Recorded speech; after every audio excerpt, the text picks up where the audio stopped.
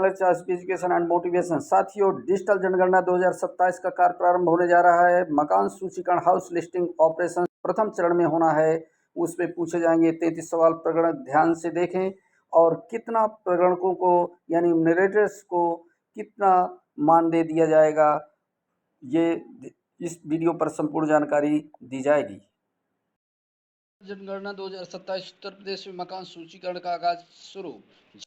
Timeline व प्रक्रिया।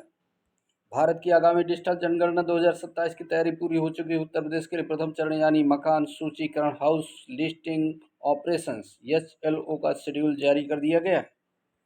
इस महत्वपूर्ण राष्ट्रीय कार्य में प्रगणकों यानी इन्यूमरेटर्स और नागरिकों की भूमिका अहम होगी। महत्वपूर्ण तिथियां। उत्तर प्रदेश स्वगणना सेल्फ इन्यूमरेशन 7 मई से लेकर 21 मई 2026 तक यह कार्य जारी रहेगा। मकान सूचीकरण का कार्य 22 मई से 20 जून 2026 तक HLO। द्वितीय चरण जनसंख्या गणना 9 फरवरी से लेकर के 28 फरवरी 2027। प्रथम चरण HLO के मुख्य कार्य क्या रहेंगे? प्रत्येक भवन और परिवार की पहचान करना, सुविधाओं का डेटा संकलित करना, पानी, शौचालय, बिजली, इंटरनेट, वाहन आदि। सभी भवनों मकानों को नंबर देना और लेआउट मैप तैयार करना। डिजिटल जनगणना एवं ऐप। इस बार data census 2027 house listing app के माध्यम से डिजिटल रूप से भरा जाएगा। लॉगिन के लिए ORGI द्वारा क्रेडेंशियल दिए जाएंगे और RGICEN कोड के माध्यम से ऑथेंटिकेशन होगा, यानी आपका जो मोबाइल नंबर दिया गया है उस मोबाइल नंबर पर ORG द्वारा क्रेडेंशियल मैसेज भेजा जाएगा कि आपका ट्रेनिंग कहाँ लगा हुआ है, प्रशिक्षण कहाँ होगी। मानदेय और प्रशिक्षण। प्रथम चरण HLO के लिए 9,000 रुपये मानदेय दिया जाएगा, यानी द्वितीय चरण P 16,000 रुपये। सेकेंड राउंड का जो भी जनसंख्या पॉपुलेशन इनोग्रेशन होगा वो 16,000 रुपये की धनराशि, और प्रथम चरण के लिए जो भी मई जून में होनी है वो 9,000 रुपये दिया जाएगा। प्रशिक्षण भत्ता 400 रुपये प्रतिदिन, यानी 3 दिवसीय प्रशिक्षण होगा। कानूनी प्रावधान। सेंसस एक्ट 1948 प्रगणकों को डेटा की गोपनीयता धारा 15 बनाए रखना अनिवार्य है।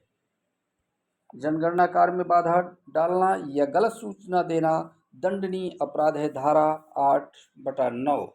विशेष नोट। बिना छत वाले ढांचे को मकान नहीं माना जाएगा।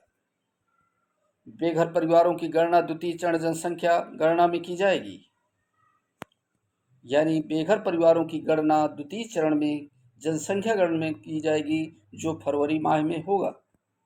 तो साथियों, दोस्तों, जिन साथियों की गणना 2027 के पहले चरण में पूछे जाएंगे, ये 33 सवाल जिन साथियों की प्रगणक के रूप में ड्यूटी लगी हुई है उनको ये जानना आवश्यक है कि आखिरकार ये 33 सवाल कौन से होंगे जो सेंसस को लेकर के आपके क्वेश्चंस होंगे। पहला बिंदु जो बहुत ही महत्वपूर्ण है, मकान और उसकी बनावट के बारे में। भवन संख्या, जनगणना, मकान नंबर, मकान के समान नंबर और मकान में इस्तेमाल सामग्री, सेंट, सेवेक, सीमेंट, कंक्रीट, पत्थर आदि। पांचवा बिंदु जो रहेगा, दीवार में इस्तेमाल सामग्री, ईंट से या चूना से आदि। छत या छंटे सामग्री, छत में इस्तेमाल सामग्री ईंट, लोहा, जरहीट का या कंक्रीट आदि से बना हुआ है। मकान का स्वामित्व अपना है या किराए में रहते हैं, यह आपको दर्शाना होगा।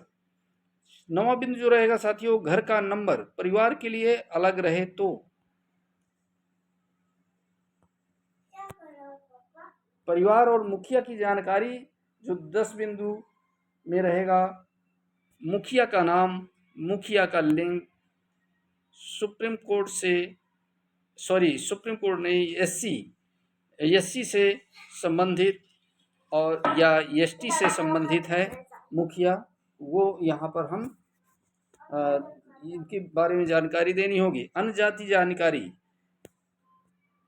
यानी जनरल या ओबीसी जो भी है वहाँ 14 बिंदु में रहेगा। 15वां बिंदु जो रहेगा मकान स्वामित्व अपना या किराया या रस्सी एलपीजी शहर का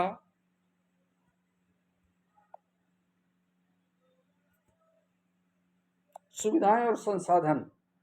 16 बिंदु कमरों की संख्या, विवाहित जोड़ों की संख्या, पानी का स्रोत, पानी का स्रोत अंदर या बाहर,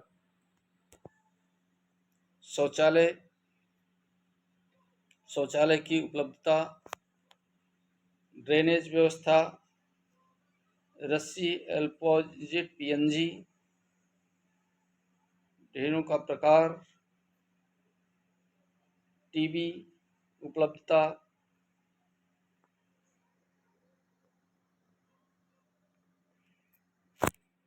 ये